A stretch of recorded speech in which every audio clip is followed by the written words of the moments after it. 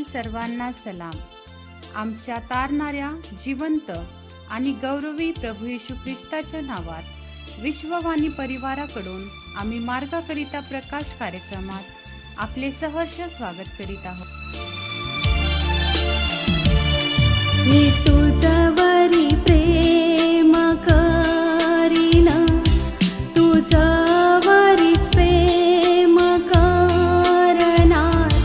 मी तुझ्यावरी प्रेम करीन, मागे न फिरणार. शरण जरी आले मी तुझ्या समोर, तुझ्याच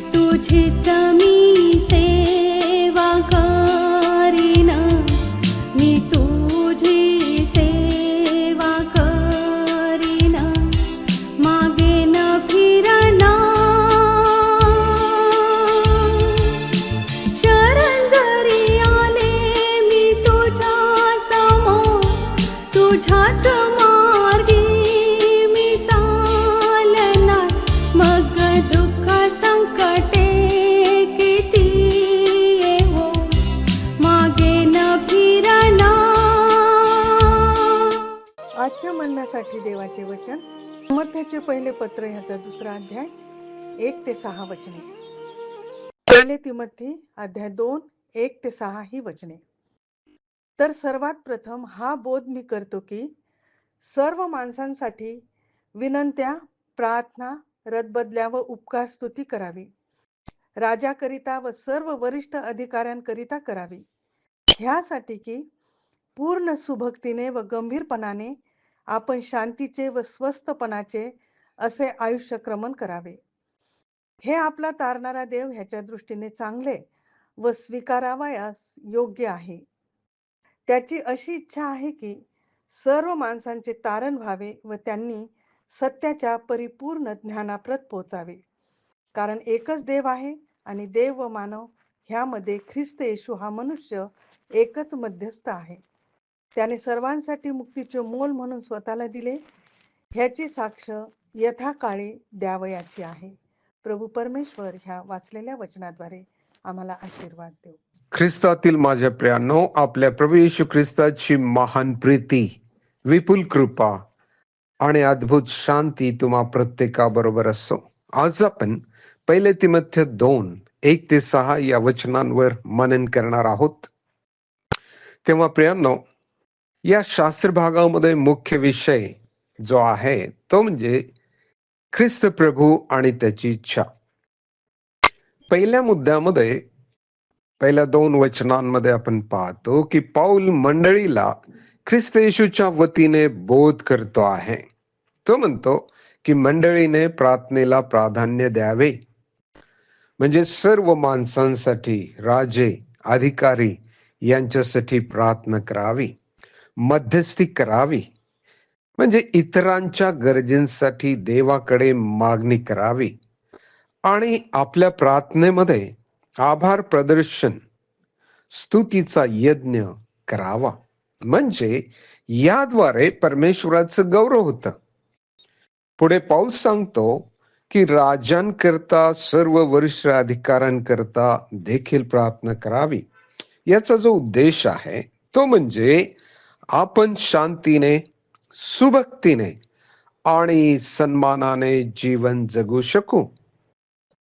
दुसरा मुद्दा 3 आणि 4 वचनामध्ये पाऊल मंडळीला परमेश्वराची इच्छा कळवतो.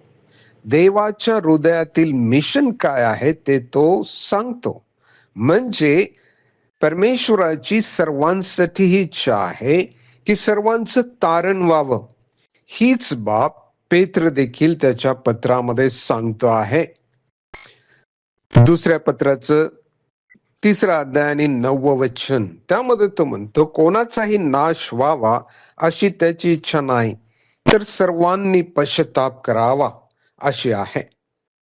पाऊल तर या ठिकाणी म्हणतो आहे की तारणासोबत त्यांनी सत्याच्या परिपूर्ण ज्ञानाप्रत पोहोचावे. त्यांना देवाच्या वचनाचे सत्य प्रकट व्हावे. ही गोष्ट प्रामुख्याने पाऊल या ठिकाणी सांगतो आहे.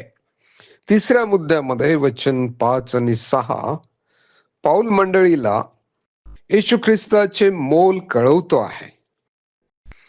त्याला हे सांगायचं आहे की तारणारा एकच देव आहे आणि तोच येशू आहे. मग देव व मनुष्य यांच्यामध्ये एकच मनुष्य मध्यस्थ आहे, तो म्हणजे ख्रिस्त येशू. ख्रिस्ताने काय केले तर त्याने खंडणी भरली, ती रक्ताची खंडणी, आणि ख्रिस्ताने स्वतःला आपल्यासाठी मुक्तीचे मोल म्हणून अर्पण केले. हे महान असं प्रायश्चित्त आहे माझ्या प्रियांनो. त्याने आमच्या पापांसाठी केलेलं आहे. तेव्हा प्रियांनो, ख्रिस्ताने केलेल्या या प्रायश्चित्ताबद्दल आपण प्रभूला धन्यवाद देऊया, त्याच्यावर पूर्ण विश्वास ठेवूया. आता सारांश आहे की ख्रिस्ताच्या मंडळीने सर्वांकरता प्रार्थना, विनंत्या, रदबदल्या आणि उपकार स्तुती करावी आणि सर्वांचे तारण व्हावे. ही जी प्रभू येशू ख्रिस्ताची इच्छा आहे ती पूर्णतेस जावी, म्हणून आपण प्रार्थना करूया आणि प्रयत्न करूया. प्रभू येशू ख्रिस्त आपणास आशीर्वाद देव. आपण प्रार्थना करूया. हे स्वर्गीय परम पवित्र सर्व समर्थ पित्या, तुला धन्यवाद देतो, कारण तू वेळोवेळी आम्हाला तुझ्या वचनातून मार्गदर्शन करतोस.